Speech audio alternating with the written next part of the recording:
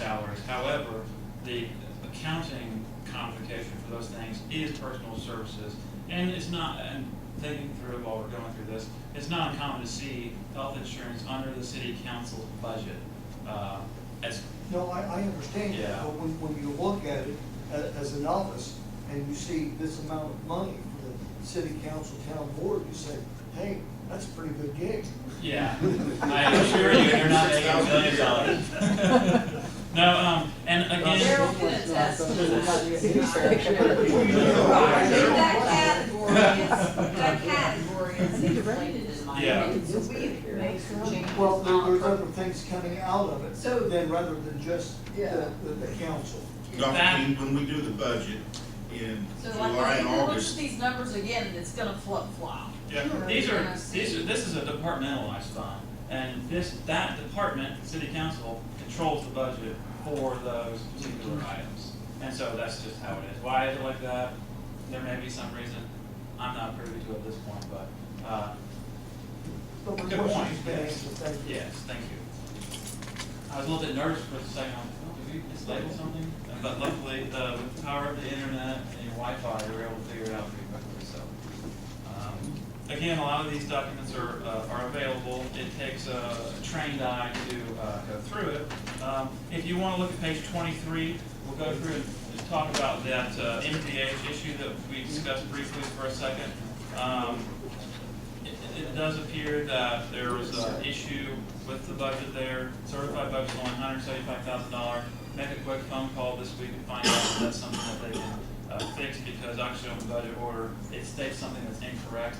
They may fix it. They may require the city to do an additional appropriation or do some sort of other legal step that they might have to take. but my question is, the total budget is there.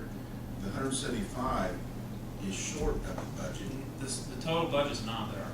The certified budget that the state gave you is $175,000. The internal budget that the city approved is the $596,324. You are limited by certified budget. And we never get what's been budgeted and approved. You never use that much. Well, we usually don't receive that much in the MVH. No, you don't receive. You don't normally receive that much either. But again, I don't think I said this, so it wouldn't be again. The DLGF, it will allow you to spend down your cash when you're going through the budget process. It will be as if all of your cash is revenue. So they will consider the revenue that's coming in the next year, and they will consider all your cash too. So they will allow you to spend your money down to zero, and then the next year is when you're in trouble, because then they don't allow you to spend more than what you're going to be revenue for. So you may have a budget that goes from $550,000 to $175,000 if you're not actually if you're spending all of your appropriations every year. This is fortunately one of those funds that is not. Otherwise, it wouldn't be having about $600,000 in cash. It would have $175,000, or it might have $0 in cash, and you'd be limited to the amount of revenue that's available. Just one of those technicals where, yeah, they'll give you a certified budget, but it won't exceed the amount of cash you have on hand plus the revenue that you'll receive in the following year. They can set you up to cause problems in the future if you're not managing it properly. Okay, in the $6 million budget that we had this year, whatever it was, that 175 is totaled in, the totals come up correct. The only, Not what we do. well, The what budget order says it's approved as whatever, display, or. approved as display, or approved as adopted. However, you adopted what I think you intended to adopt. But what they say you adopted, it's not, it looks like just a simple error of some sort. Because the actual documents that you have to go through and you have to certify and show and publish, those are correct. It's just that the budget order itself, which is the overriding document you have to live by, is incorrect. And that's where the issue comes from. So you have to make a phone call to the state about that what's going on there. But it appears the city did all the proper steps, and it just, sometimes those things happen. I've been going at it for a while. I don't know how much more I have left in me as far as choking up, but does anybody have any other questions or anything? Okay. I brought along as well, you have a financial plan. You know, we're still getting to know some of the officials, obviously, but we've gotten a great handle on where the city actually is. We would like to continue to work with the city, with the mayor, with the clerk treasurer, maybe meet some more council members at some point, especially during the upcoming budget process, which will be, in my opinion, critical in starting to implement this plan, really dialing it in, and getting with some department heads. I brought some extra contracts. I think this is very similar to the last contract that we have to move forward on this. Basically, it's a standard cookie cutter contract. It has a list of our services, and it has our hourly rates, and basically a description of all the different things that we do. In this instance, it was a limited scope of service, and our scope of service is nearly ended, and we'd like to continue to work with the city to move forward to help implement these plans, look into a few other things that might be of interest to folks, and generally serve as ongoing financial advisor to the city. That's the spiel. I'm really telling you that we've had Unball for a long time. They've done a really good job. I think that their rates probably considerably less. That's what we have to look at and consider. Our rates, compared to some of our larger competition, are half or less than what they are. We're out of Seymour. We have a staff of 13 people, 12 accountants.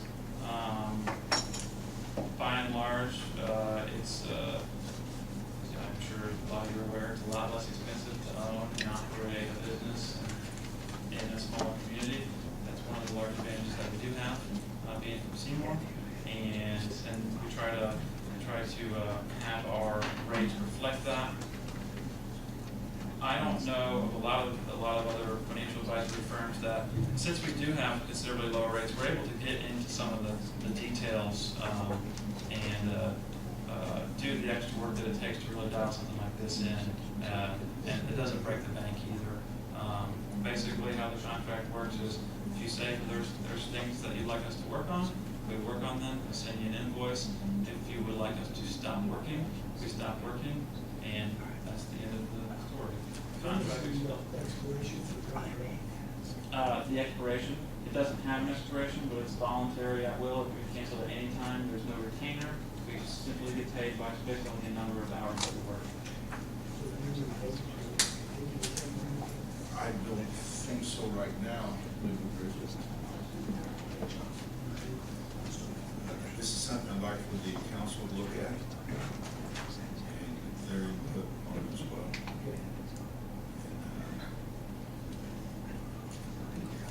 So that answer, I'd like to see the council, but they don't have time to review. Here's the compensation invoice, or the contracts. I can distribute them to the board if you like. Or if you want the council, let's make copies of it if you do want to.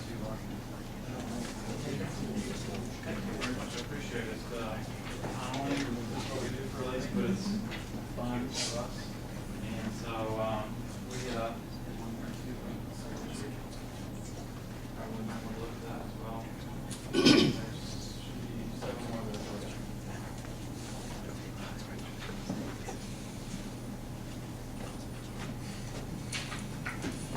If there are no more questions at this point, I don't think my number is on that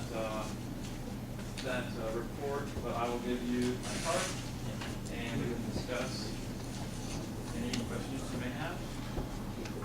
Gary, you got mine ready for my cards. That's you. Thank you. At this point, that's all I have. Phone's always on, door's always open. Give me a call if you have any questions, and that'll be it for now. Thank you.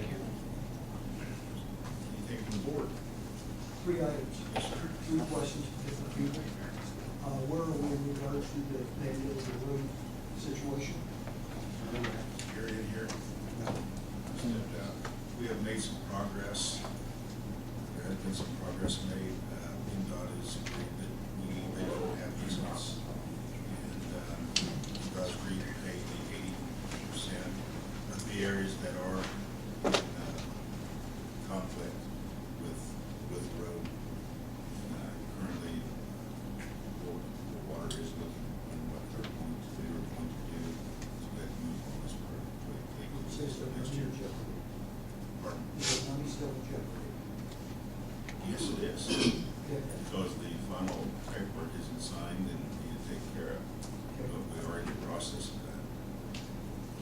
Next question, where are we in regards to the water meters? 1,625 in. Say again, 1,625 are in out of about 4,800. do we have a estimated completion date? Figure that out for me. I think it's gonna be fall. Well, this fall. I Think think. we- Yeah, I have not been up to finish questions. I October. asked this past week. Okay. And then the third question is, where are we in regards to the house that was damaged by fire? The gentleman was going to take care of that property. It's down, but there's 2 cement slabs there, it's not been removed. I'm gonna keep an eye on it. The backhoe's still there, and the dumpster's still there. But I haven't seen any real activity in the last few days. Okay, But the house is down. so we are overseeing that. Yes, Gary's to keep an eye on it, I am as well. And we'll discuss the day, he will be receiving a phone call tomorrow to see the rest of his plan. I think he has like 15 days left. He had been given an extension of 60 days. So that's where we're at. That answers my question, thank you. Anything else, Board? Motion to adjourn.